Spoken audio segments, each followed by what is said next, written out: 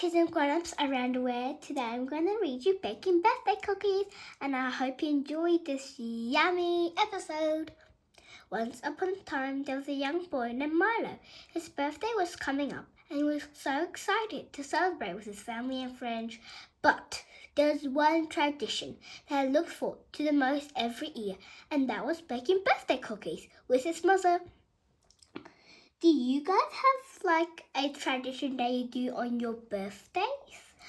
In South Korea, when somebody's birthday in your family, you usually have this kind of soup that has seaweed, dried fish, dried and mushroom, and it's so yummy. And it's called a milk, and I really like it. Milo woke up early on the morning of his birthday and immediately ran to the kitchen to find his mother already waiting for him. Together with that, she had decorated the whole living room and kitchen with balloons.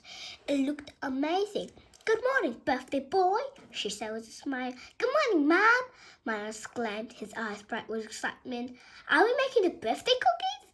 "Of course we are," she replied, ruffling his hair. "It's not a birthday without them.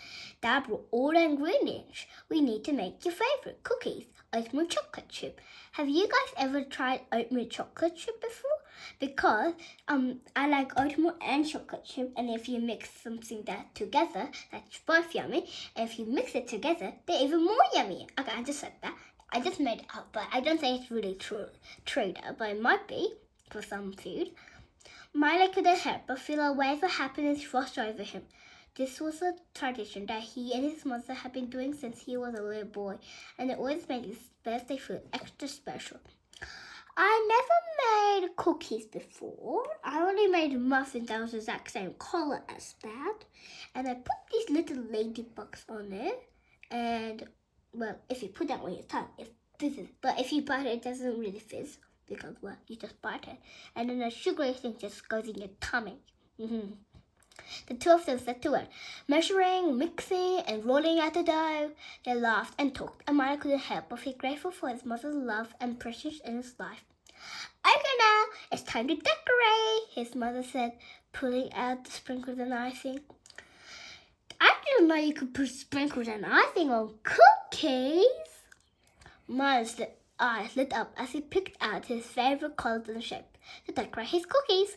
They made a huge batch, enough for themselves, some to bring to school, a few for the neighbors, and a lot for when his friends and family came by to celebrate his birthday.